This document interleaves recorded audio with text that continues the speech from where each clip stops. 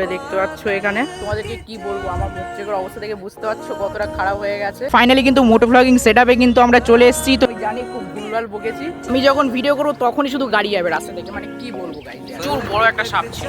Comment তোমরা এমন করবে যেন আমি উত্তর দিতে পারি। চলো এখানে আর বেশিক্ষণ টাইম কাটাবো না, কিন্তু আরেকজন আছে আমার সাবস্ক্রাইবার, প্রেম করতে আসে, আগে একটু হাই করে দাও। আমি থাকি না এখানে। চলো গাইজ, আসসালামু আলাইকুম and welcome back to my new blog. আশা করি তোমরা সবাই খুব ভালো আছো। সো গাইজ, লিটারেলি অনেকদিন পরে ভিডিও শ্যুট করছি। আমার মাথার চুল আর মুখের অবস্থা থেকে বুঝতে পারছো যে কতটা প্রবলেমের মধ্যে ছিলাম। বাট তোমরা এত ভালো ভালো মানে কমেন্ট করছো, মানে তোমরা আমাকে এতটা বেশি মোটিভেট করছো যে আমি আবার ভিডিওতে, মানে আমি তো ভেবেছিলাম যে ইউটিউবটা ছেড়েই দেবো, বাট শুধু তোমাদের ভালোবাসার জন্য আমি আবার কাম ব্যাক করলাম ইউটিউবে। তো আমাকে এইভাবেই তোমরা সাপোর্ট করতে থেকো। তো গাইজ ইয়ার আমার পিছনে দেখতে পাচ্ছ এখানে ফুল একদম সেট আপ নিয়ে বার হয়েছি, মানে একদম দাবাই ব্লগ হবে আবার আগের মতন করে। আর এদিকে দেখতে পাচ্ছ আজকে কিন্তু আমার সঙ্গে আছে স্কুটি। আমি যখন ভিডিও করবো তখনই শুধু গাড়ি যাবে রাস্তা থেকে, মানে কি বলবো গাইজ ইয়ার। সো গাইজ, আমি তোমাদেরকে যেটা বলছিলাম যে আজকে কিন্তু আমার সঙ্গে আমার ড্রিম নেই। সো গাইজ ইয়ার ফাইনালি কিন্তু মোটো ব্লগিং সেটআপে কিন্তু আমরা চলে এসেছি। তো চলো, আজকে ফার্স্ট টাইম কিন্তু গাইজ ইয়ার আমি মোটো ব্লগ করছি। জানি না মোটো ব্লগটা কেমন হবে, বাট চেষ্টা করব যেন মোটো ব্লগটা ভালো হয়। গাইজ ইয়ার এই লোকেশনটা দেখো, সেই লেভেলের লাগছে কিন্তু, ওফ অসাম অসাম।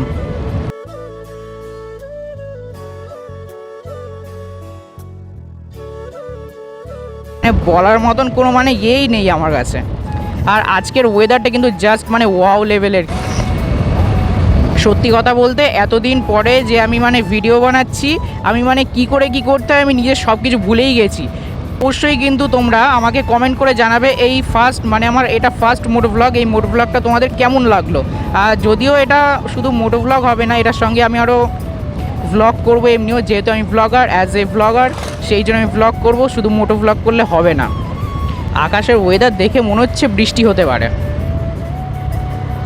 আর এই যে গাড়িটা দেখতে পাচ্ছ গাইজ, এই গাড়িটা মানে বেসিক্যালি বাড়িতেই পড়ে থাকে, কেউ ইউজই করে না, এই মাঝের মধ্যে আমি চালাই। এখন যদি আমার কাছে আমার ড্রিমটা থাকতো, সেই লাগতো চালাতে।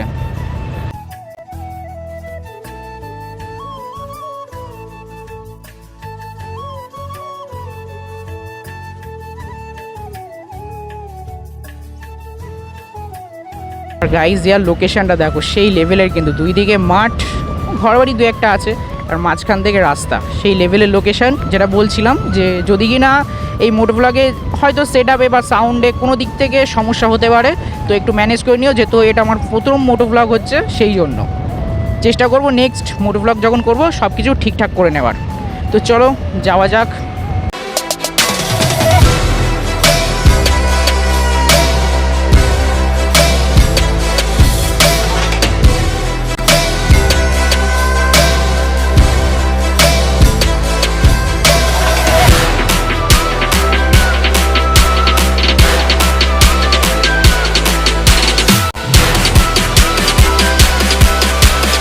আরেকটা কথা, তোমরা কিন্তু আমাকে অবশ্যই কমেন্ট করে জানাবে যে তোমরা আমার R15 মানে হচ্ছে আমার ড্রিমে তোমরা মোটো ব্লগ দেখতে চাও কি না। হেলমেট পরে বাইক চালালে চুলের এই অবস্থা হয়ে যায়। তো যাই হোক গাইজ, আমার মোটো ব্লগটা কেমন লাগলো অবশ্যই কিন্তু তোমরা কমেন্ট করে জানিও। একটা ভালো থেকে একটা কমেন্ট করে দিও, আর ভিডিওটাকে অবশ্যই কিন্তু লাইক করে দিও। তোমাদের জন্যই কষ্ট করে ভিডিও বানাচ্ছি, ডিমোটিভেট হয়ে গেলে খুব খারাপ লাগবে, বুঝতেই পারছো। তো চলো ভিডিওটা কন্টিনিউয়াসলি দেখতে থাকো, আশা করি তোমাদের ভালো লাগবে। সো গাইজ ইয়ার ফাইনালি কিন্তু ব্লগটা আমি আজকে মানে নেক্সট দিন থেকে আমি কন্টিনিউ করছি। আর দেখতে পাচ্ছ এখানে স্কুটিটা আছে। আর দেখো গাইজ, আমি আজকে কোথায় চলে এসেছি, মানে গঙ্গার ধারে চলে এসেছি। লোকেশানটা কিন্তু সেই লেভেলের, এখানে কিন্তু মানে গরমটা নেই, ঠান্ডা ঠান্ডা হাওয়া পাচ্ছি। আর দেখতে পাচ্ছ এখানে গঙ্গার ধারে আমি চলে এসেছি। দূর দূর যত দূর চোখ যাচ্ছে শুধু পানি আর পানি দেখতে পাচ্ছি। আর দূরে দেখতে পাচ্ছ এখানে সব পাহাড়গুলো ভেঙে গেছে। আর এখানে দেখতে পাচ্ছ গাইজ, মানে গঙ্গার পানি কিন্তু এখন অনেকটা কমে গেছে। এখানে কিন্তু সেই লেভেলের মজা লাগছে। আর যদিও কিন্তু এখানে আমি একাই এসেছি, আমার সঙ্গে কেউই নেই, চারিদিকে দেখতেই পাচ্ছ অনলি ফর ওয়ান পিস, মানে আমি একাই এসেছি। চুল কাটার দোকানে গেছিলাম, লাইন ছিল, মানে ভিড় ছিল অনেক, তো সেই জন্য কি ভাবলাম যে একটু ঘুরেই আসি। আর একটা কথা বলে দিই, কালকে আমি মোটো ব্লগ করছিলাম, আমি জানি খুব ভুলভাল বকেছি, তো প্রথম মোটো ব্লগ বুঝতেই পারছো। যাই হোক, আজকে অনেকটা কমফোর্টেবলি ফিল করছি ব্লগ বানাতে, কারণ কালকে অনেকদিন পরে মানে ব্লগ বানাচ্ছিলাম, তো সেই জন্য বুঝতেই পারছো। তো যাই হোক গাইজ, এদিকে দেখতে পাচ্ছ ইয়ার মানে অসম জায়গাতে চলে এসেছি, মানে এতদিন পরে গঙ্গাতে চলে এসেছি। তোমাদের তোমাদেরকে একটু আমি জুম করে দেখাই। এই দিকটা দেখতে পাচ্ছ কিছু লোকজন আছে। তো বেসিক্যালি ওই দিকটা মানে হচ্ছে ওই দিকটা হচ্ছে হুগলি ডিস্ট্রিক্ট। আর তোমাদেরকে কি বলবো, আমার মুখ চেকের অবস্থা থেকে বুঝতে পারছো কতটা খারাপ হয়ে গেছে। আর বোঝাই যাচ্ছে যদিও। এদিকে দেখতে পাচ্ছ চারিদিকে বস কেউ নেই, কেউ নেই, শুধুমাত্র আমি আছি আর কেউ নেই এখানে। আর তোমাদেরকে কি বলবো, গঙ্গার ধারে আজকে এসছি এতদিন পরে, মানে ভালোই লাগছে। যেহেতু আমি থাকি না এখানে, নানির বাড়িতে এসছি, ওই জন্য এখানে আসতে পেরেছি। আর সঙ্গে কেউ একটা থাকলে ভালো হতো, তোমরা বুঝতেই পারছো আশা করি। समझ रहे हो आप समझ रहे हो। তো সঙ্গে কেউ নেই, স্কুটি আছে, আমার ড্রিমও আজকে আমার সঙ্গে নেই। যেহেতু এখনও চুল কাটার দোকান অনেক বেশি লাইন আছে, তো ভাবলাম এখানে একটু ঘুরে নিই, ঘুরে তারপরে দেন এখান থেকে যাব। ভালো লাগছে এখানে, কারণ হচ্ছে কি জানো, এই যে গঙ্গার যে পানিটা দেখতে পাচ্ছ, এখানে ঠান্ডা ঠান্ডা হাওয়া আসছে, মানে গায়ে লাগছে, তো হেভি লাগছে গরমের সময়। মানে রোদ্রের মধ্যে আছি যদিও, কিন্তু মনে হচ্ছে না যে গরম হচ্ছে। এখানে দেখতে পাচ্ছ গাইজ, এখান থেকে পড়লে একদম ছিক টাবাক টমডম হয়ে যাবে, মানে একদম খেল খাতাম, পাড় পুরো ভেঙে গেছে। এই যে দেখতে পাচ্ছ পিছনে গাড়িটা আছে, আর আমি কিন্তু এদিক থেকে হেঁটে হেঁটে সামনের দিকটায় যাচ্ছি। সেই লেভেলের ভালো লাগছে। একা একা ঘুরতেই ভালো লাগে, ঘোরার যদি ইচ্ছা থাকে কারোর লাগবে না, তুমি একাই কাফি। মনে হচ্ছে রিসেন্টলি কিন্তু পাড় ভেঙেছে, এখান থেকে দেখি বোঝা যাচ্ছে। এই যে দেখতে পাচ্ছ, বেশি ধারের দিকে যাব না, নাহলে আমারও পাড় ভেঙে যাবে। দেখতে পাচ্ছ রিসেন্টলি কিন্তু এগুলো ভেঙে গেছে। এদিকে দেখো, এইগুলো সব রিসেন্টলি কিন্তু ভেঙে গেছে এখান থেকে পাড়, বুঝতেছি এখান থেকে পানি আসছে যত সম্ভব। তো যাই হোক গাইজ, এই যে হচ্ছে গঙ্গার ভিউ আমাদের। তো চলো বেশি লেট না করে আমাদের ডেস্টিনেশনের দিকে এগোনো যাক। সেই লেভেলে ভালো লাগছে। দূরে দেখতে পাচ্ছি, তোমরা দেখতে পাবেন এই জায়গা থেকে একটা লঞ্চ যাচ্ছে। তো কোনো একদিন ব্লগ আসবে, তোমরা কিন্তু অবশ্যই কমেন্ট করো, তাহলে অবশ্যই ব্লগ বানাবো তোমাদের জন্য গাইজ। সেই লেভেলের জায়গা এটা, কিন্তু শুধু একটু ধারের দিকে যেতে ভয় লাগছে, কারণ তোমাদেরকে দেখালাম যে কি অবস্থা। তো চলো, এখানে আর বেশিক্ষণ টাইম কাটাবো না, নাহলে ওদিকে আবার ভিড় হয়ে গেলে আমার লেট হয়ে যাবে। এদিকে সব পুরনো সব বাড়িঘর আছে, মানে অনেক পুরনো বাড়িঘর আছে এদিকটাতে, তোমরা দেখতে পাবে না যদিও। কিন্তু কি বলবো, আস্তে আস্তে তোমাদেরকে বললে বিশ্বাস করবে না, এত বড় একটা সাপ পড়েছে গাড়ির সামনে, আমার দেখা অবস্থা খারাপ হয়ে গেছে।